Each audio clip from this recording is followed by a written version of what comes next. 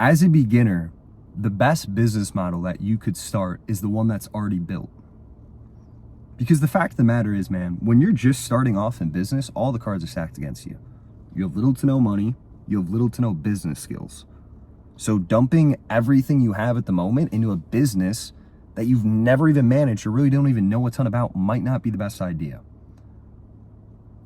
What is the most important? What is the lifeblood, the elixir of life of businesses? It's sales. Coaches wouldn't be in business if they couldn't sell their course. Consultants wouldn't be in business if they couldn't sell their offer. Drop shipping and e-commerce stores wouldn't be around if they couldn't move their product. Sales is the absolute foundation of a business. And for you as a beginner, you can get into these businesses, and that's probably the fastest way for you to get to 5 to 10K a month within the next 60 to 90 days. I'm gonna teach you how to do that. You just gotta stay with me. So at its core, there are two basic parts of sales. There's setting and closing. So setting is essentially getting a potential future prospect to agree on a time to sit down to present your offer, right? And then usually the closer takes over. And then when they put pen to paper, that is closing.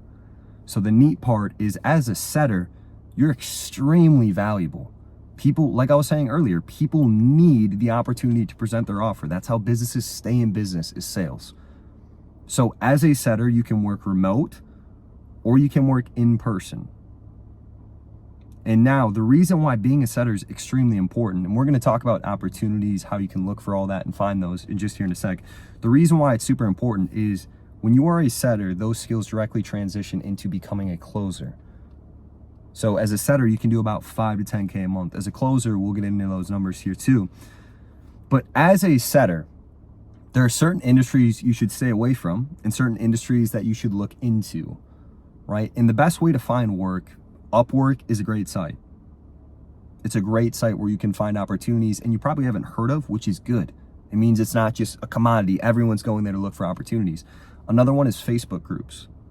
Those are two good places. Now, as far as industries go, there's industries such as solar, such as insurance, setting for coaches and consultants. Setters are extremely valuable to these people. Extremely valuable.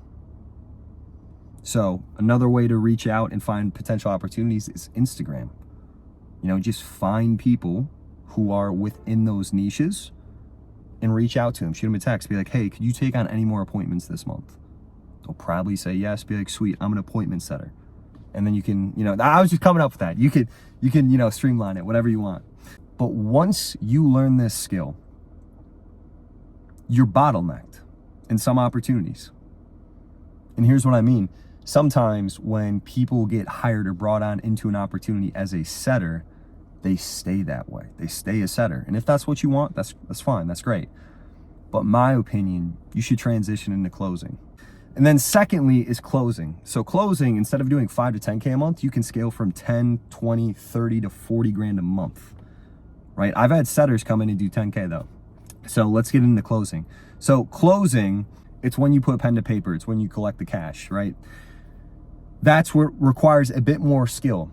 And here's the thing. Setting transitions directly into closing.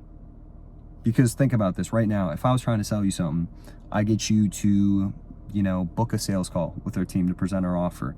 I'm getting you commit to something. It might not be as big as paying, but there's still a level of commitment there. Those skills transition directly into closing. Now, the reason why I think you should look for opportunities, and we're going to get to that in a sec, where you can transition into closing is your upside's way higher. Way higher. So when you master closing, the reason why it's important is you go from setting to closing to essentially kind of like a team leader. You bring people in, you rinse and repeat what you did. Train them on setting, train them on closing, then eventually they become a team leader too. Now, most people who don't know anything call this a pyramid scheme. But it's literally the same reason why a manager makes more than an associate, because he is managing subordinates. It's the exact same thing, except in business models like we're going to list here in a second, you literally get incentivized to help your team and you get compensated accordingly. That's why it's way more important. Your manager has no like reason outside of goodwill to make sure you're trained and performing at a high level. And this you do. So for you, how do you get into it and how do you start? The same principles apply as far as Upwork goes. I mean, you can use LinkedIn if you really want. It's kind of overused in that regard, and I want to make sure you have ways to access opportunity that isn't so mainstream, because that's what's important, and you get access to good offers. So as far as closing goes, you have the choice of online or remote. The best industries that I would look for: solar's solid, man. You can make really good money off solar. Off one deal in solar, you can make 5 to 10 grand. Now, it's eat what you kill. Meaning if you sell 5 deals, you make 5 grand on each, you have 25K. Next month, you will not get paid. It's not residual. It's not monthly reoccurring. Stuff like insurance, it's remote. It's withstood the test of time. It's been around for like 200-300 years, dude. It's been around for a while. The reason why insurance is a little bit different is you can make residuals. So you can make money month after month. Versus in solar, it's eat what you kill. You sell a deal, you get paid. You sell a deal, you get paid. You don't sell a deal, you don't get paid. But the reason why people kind of gravitate to solar, it's the industry that I got started in. You can make 5 to 10 grand off one deal. If you're a setter, you can make 3 to 5 grand off a split deal, which is crazy. You only need, 3 deals to get to 10K a month as a setter. In insurance, you can be all remote. Most of these companies will even provide you with leads. Now, public service announcement for you, disclaimer here. Insurance, there's a little bit of a barrier to entry. You need to get your license, you need to take a course. All in, you're looking at about 5 weeks and $500. And then you can land within an opportunity and you can start doing, 5 to 10K a month.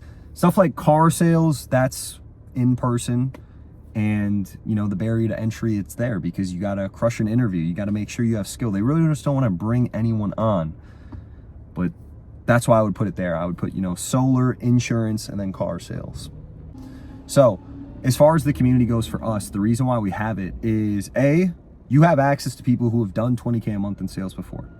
And secondly, if you're not making $10,000 a month, you're literally paying $10,000 a month for what you don't know. So stay consistent, stay focused, and I'll see you guys in the next one.